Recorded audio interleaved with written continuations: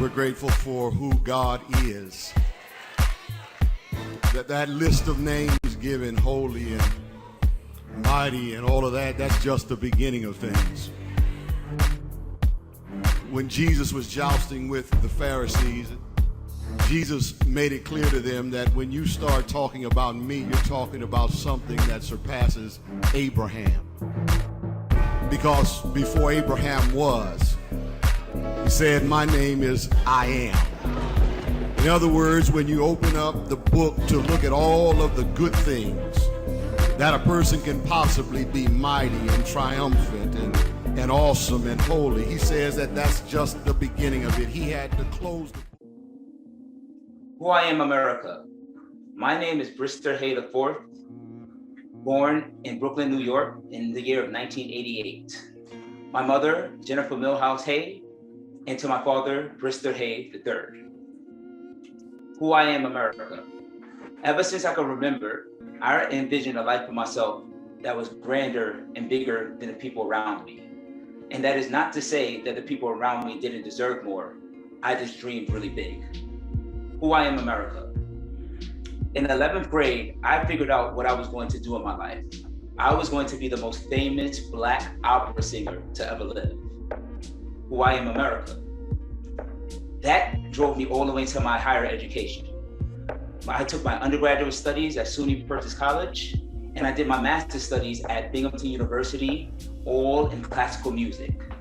Now, I know what you're thinking. Who are we standing in front of? But the foundations that set this path is unlike anything that you would think. I'm gonna rewind. Who I am, America. In the 6th grade, I remember the hardest conversation I've ever had. My mom sat me down and said, "BRISTER, your father is an alcoholic." It shook me to my core. For one, I wasn't sure what alcoholism was. For two, I just knew that he was a different person than the person I was growing up with for the first 10 years of my life. It hurt. But I had a mom that sustained our home, and she made sure that we was always safe. I had a brother who was my best friend, and in moments when it was the weakest of us, we had each other. And concurrently, by the time I got to my next years in my life, that's when I found music, which I truly believe is the very thing that saved me and got me out of my circumstance. In the 7th and 8th grade, I went to Ronald Elman's Learning Center, which is a specialized junior high school. Now, when they say specialized, they simply mean that you are talented enough to get into a more private education for free. Now, the thing that I found most valuable in my older age is that that very thing removed me away from my circumstance. I'll back up again. Who I am, America. Because I grew up in Bed-Stuy in the 90s, you can imagine I saw a lot of gangs. I saw a lot of violence. And the first thing that removed me from that environment was music. And to this day, I'm forever grateful for the opportunity to expand and learn something different. Who I am, America.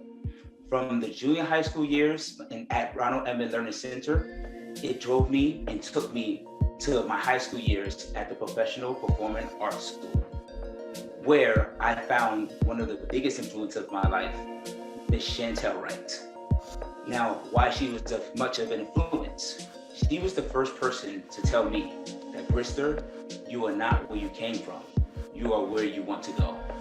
She challenged me to think differently, to be different, and truly figure out who I am and own it.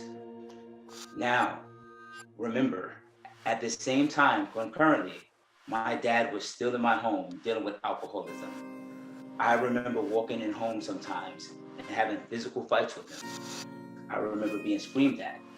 I remember being minimized. But I also remember the very thing that saved me, which was music, and at that time, God.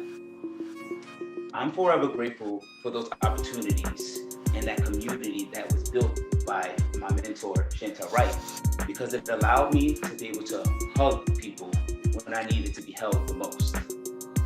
And what it did is give me experiences that showed me that the world is bigger and so much beyond the Brooklyn bubble.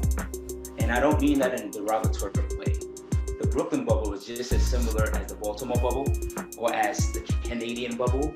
Wherever you were and you don't recognize that you have a chance to expand, that's your bubble.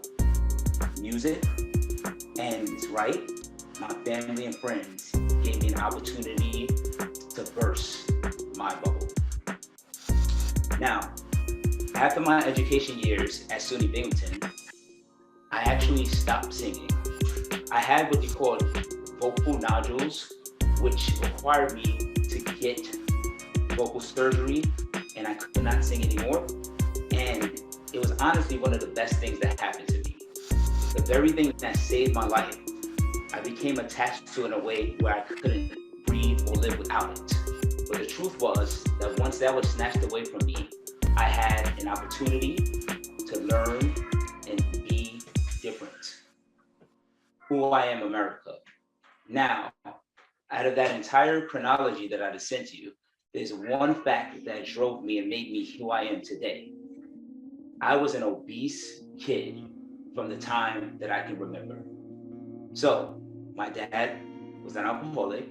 I was living in Brooklyn in one of the worst crime areas noted in history, and I was an obese kid who had no resources, no education, or no possibility to be different.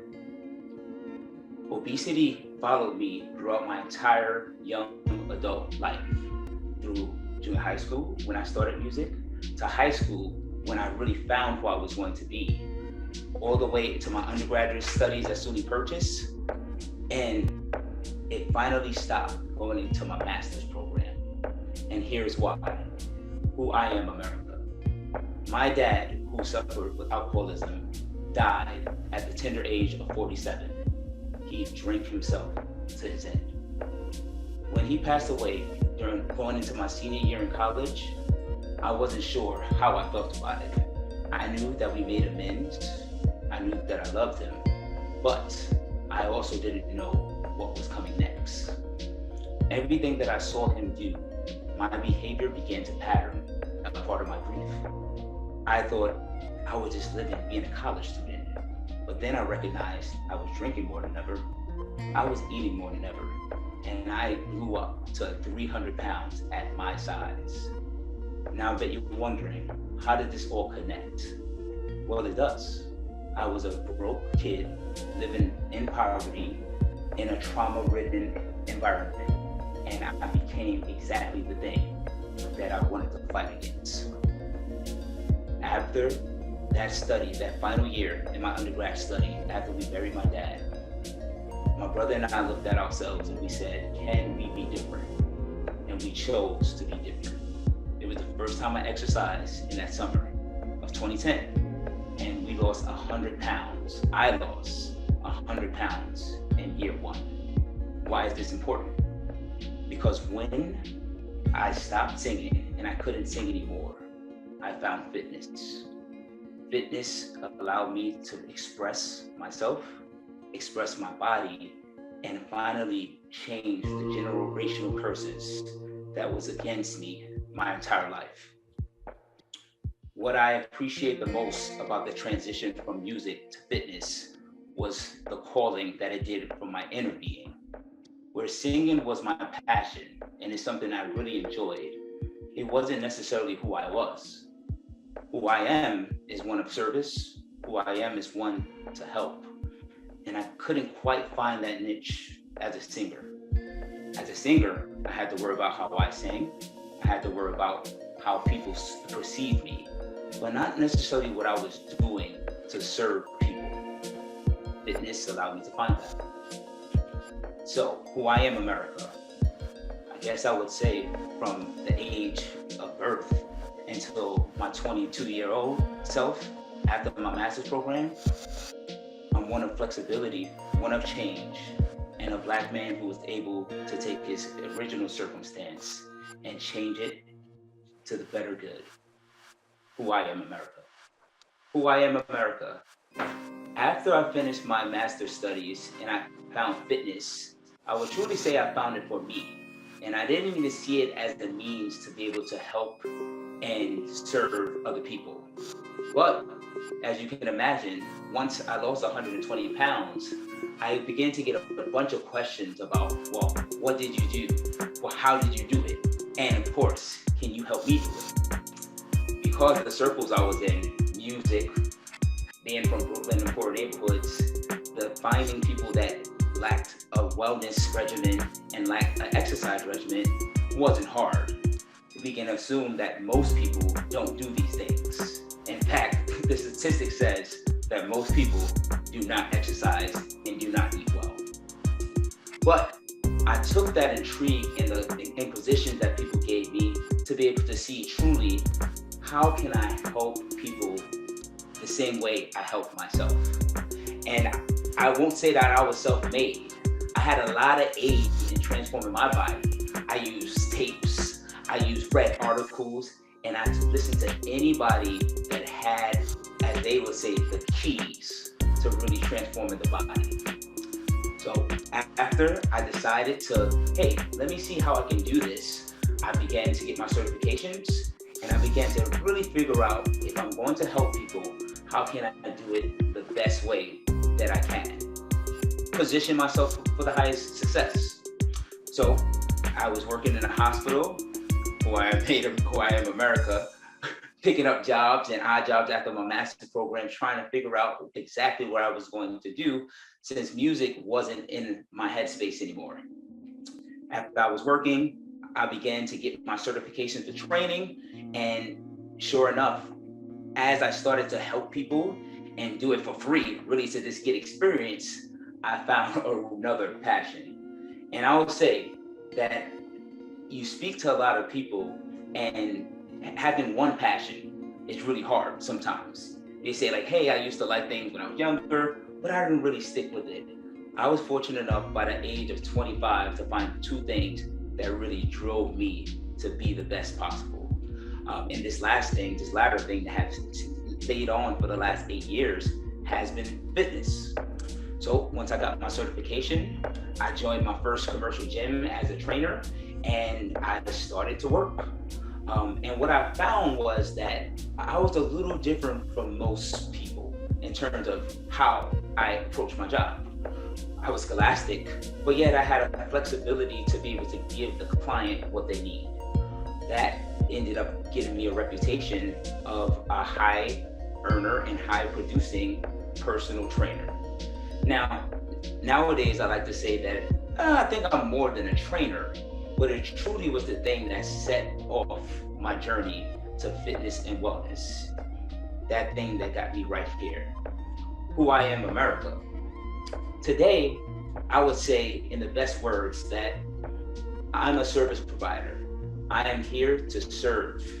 And when you get me or how you get me, that may depend, because you may get me as a group fitness instructor, or you may get me in a one-on-one capacity, or you may get me as the director of a nonprofit.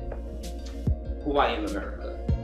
I founded Facing It Together, Inc., which is an equitable health solution to bring solutions, mental health amenities, physical health amenities, and nutritional amenities to underserved communities.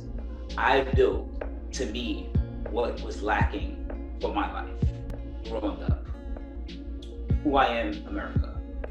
What's very particular about Facing It Together, Inc. and my career right now is that the entire pivot came from the death of my sister in the year 2020. In June 2020, my oldest sister, Denise Milhouse, passed away.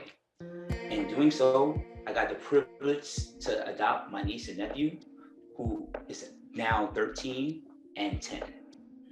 What this allowed me to do, and what it stressed me to do, and my beautiful wife, is to figure out how do you truly show up and serve people? How do you make and have a sacrificial part of your life, but still make yourself whole? Because I won't lie, in doing so, it truly put me to the brink. I was not sure one day if I could go on, but what I had was a foundation of wellness, a foundation of mental health services and or processes, and a nutritional roadmap to be able to get myself whole again. And I would say between the events from finally finding fitness and today, which is an 8-year gap, a 9-year gap now, actually next month, it truly has given me the opportunity to give and serve people in an efficient and optimal way. And when I say optimal, what I mean is that are we giving these things that everyone needs on every level?